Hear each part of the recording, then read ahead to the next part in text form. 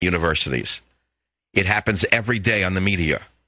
And when you have a man like me who is an independent thinker, who can put two and two together and doesn't like what he sees going on and fears for the liberty of himself and America, does that make me a man who should be silenced? Should I be silenced? Should I stop asking these questions? Should it be illegal for me to ask these questions? Should any questions be illegal in the United States of America? If you say yes, then you are wearing a swastika on your soul. If you said yes to any of those questions, look in the mirror and you will see, like with disappearing invisible ink, the swastika slowly emerging on your forehead. Charles Manson was ahead of his time. He was a prototypical progressive. Bakersfield, California. Jerry, you're next up on the Savage Nation. I won't get to you right now. The phone number is 1-800-449-8255. 1-800-449-8255. So what else is there to talk about? Tell me what else there is to talk about in this country. I believe that this is a very dangerous time. I believe the administration is manipulating people in a way that it's never been manipulated before. It's totally illegal to use emails the way they're using them. There's only one reporter who stood up to them. His name is Major Garrett of Fox News. And that slimy Salenterate Gibbs made my flesh crawl. I almost needed a bath with brown soap when I watched that cretin try to wriggle out of the lie. It's interesting, though, that even liberals who work for Carter understood what he had done. Even a man who had worked for Jimmy Carter, Pat Caddell, a Dem strategist, the current Democrat, talked about the unsolicited email issue. And you won't believe this when you hear it when we come back. Here is former Democrat strategist Pat Caddell, who worked for Jimmy Carter, who says he's a civil libertarian, saying this, that we're on dangerous ground. And he said, do not trust government, whatever you do. And he said, this White House is not to be trusted. He's a Democrat. Do you understand what I'm saying to you? Savage. The home of Michael Savage and the Savage Nation. Talk 910 KNEW and 910KNEW.com. In the wind. Do you think Obama is clueless as to what is going on around him, what the people around him are doing? Do you think he doesn't really know? He's just a nice guy and he's surrounded by evil people? That's possible, you know. It wouldn't be the first time. Yes, he's a leftist. Yes, he's a far leftist, but it doesn't mean he's evil. But there are people around him who are evil. And you must understand that in every government there will arise tyranny unless the government is constrained. That is how America was created, with a separation of powers, a balance of powers. We have no opposition party. The Republican Party has disappeared. We have no opposition press. It has disappeared. There are only a few voices left in the media, mainly in talk radio. One cable channel occasionally does a very good job. Then there is the Internet. But other than that, they own all the power structure. We're in very dangerous ground. Now, am I alone in saying this? Are there any liberals who believe that I am right? Former Democratic strategist Pat Caddell defines himself as a civil libertarian, and he says we are in dangerous ground as to what the Obamaites are doing with emails. He worked for Jimmy Carter. Listen to clip 3. This is really dangerous ground. Look, above all things, I'm a civil libertarian. Liberty is very important. Do not trust governments, whatever you do. That's having been close to them. This White House, what they are doing, and we saw it in the clunker program, something's going on. This notion that they can track people and use people is going to infuriate Americans. To pretend and to do it, first of all, they should understand this is dynamite. Now go to clip 4. Can you imagine if George Bush, what people like me would be doing, and what people in that press room would have been doing, if this were George Bush and Karl Rove sending the emails, they would not be sitting there like sheep. Okay, now go to clip 5. I cannot believe how sensitive they are to public opinion. You're the president, you should not refer to people through the DNC as mobs and put that on TV.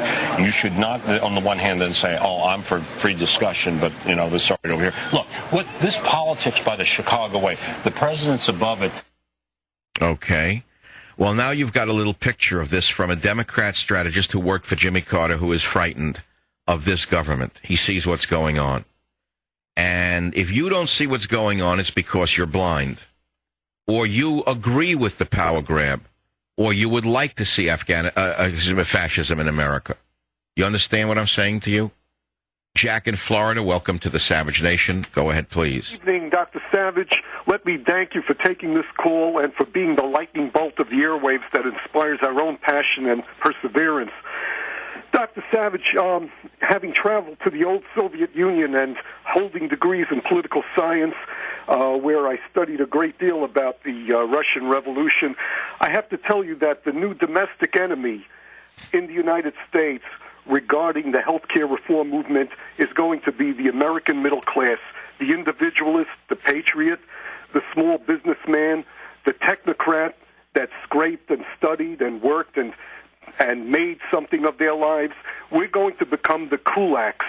For those in your audience who are unfamiliar with the kulaks, they were family farmers who prospered in the early days of the Russian Revolution, and then when Stalin decided to have national agricultural collectivization, government farms controlled by the government where every farmer would become an employee, that's when he vilified these peasants, these farmers, made them the enemy. They had parades denouncing them, and finally they deported them to the gulags where they worked them to death. And oh, my we're God. on the brink of something as bad as that. Yes, he's collectivized the auto industry by and large, the banking industry by and large. He's trying to make it government medicine, then what, government agriculture, government media? Where does it end? It ends with death camps. Exactly. We're talking about a totalitarian worldview. You know, you said something that was so pregnant with meaning. You had said that the road to hell is paved with good intentions. The utopian socialists, the dewy-eyed Marxists, had this vision of heaven on earth if only we could control the economy, if we could control people, control society, we would have equality, we would have fulfillment, and it doesn't work. Anyone who's read... Jack, notice the paradox here. You have people calling themselves liberal who you would think mean live and let live. But they don't mean live and let live. They mean live and let die. They mean live for me, but you will be my serf. You will report to one of the commissars of the Obama administration. Is that what you fear, Jack? Dr. Savage, yes, I do, and it's nothing new to me. Well, how do you answer hate groups like the Southern Poverty Law Center, one of the most dangerous groups America has ever seen, who declares that there are hate groups out there now like Rush Limbaugh and others, by the way, who need to be curtailed because they're stirring up hatred against Obama? How do you answer groups like the hate group Southern Poverty Law Center? The only answer has to be the growing indignation and the righteous anger of the people who are now finding their voice in these town meetings. Eventually, it will grow into an even bigger movement, but at such time, the polarization will be seen as such a threat to this administration, they will not shrink from using dirty tricks and brute methods guised as law enforcement. That's right. Remember who these people are. The Blagojevich machine in Chicago. People probably forgot Blagojevich, the governor of that state, who was thrown out of office. Blagojevich was not an anomaly of this machine. He was a representative of the machine. It's the very same machine that created Obama, is it not, Jack? Yes, that's exactly right, but it's not unique to just Chicago.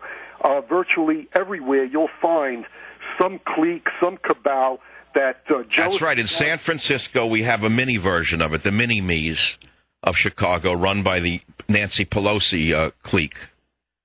They all call themselves libertarians, but in fact, we know they're the opposite. They are actually very, very controlling. They want everything under their control. So they own the local newspaper, and they destroyed it. By owning a local newspaper, they destroyed the local newspaper, which is exactly what happens when government controls something. They usually crush it to death. It doesn't work. It's a system that cannot work in the same way that Stalin collectivized agriculture and millions starved in the Ukraine. If you nationalize health care with these fraudulent phonies, what you'll have is a national disaster. I remember reading about that in high school, that Stalin collectivized the farms, but Mao Zedong did the same thing in China, and 30 million Chinese starved, didn't he? Well, actually, he was more tempered. He was more tempered in his approach to the collectivization of agriculture because he saw what had happened in the Soviet Union. But nevertheless, they did lose millions of people, and one of the episodes which was misguided was the Great Leap Forward, the crash effort to industrialize China overnight, where millions of people lost their lives. Mm-hmm. So let's go to my biggest fear, that they're going to create a Reichstag fire in this country to find an internal enemy. What do you think the Obama administration is going to do now that they're cornered? Who is going to be the enemy, and how are they going to define it? That's where you and I may disagree only in the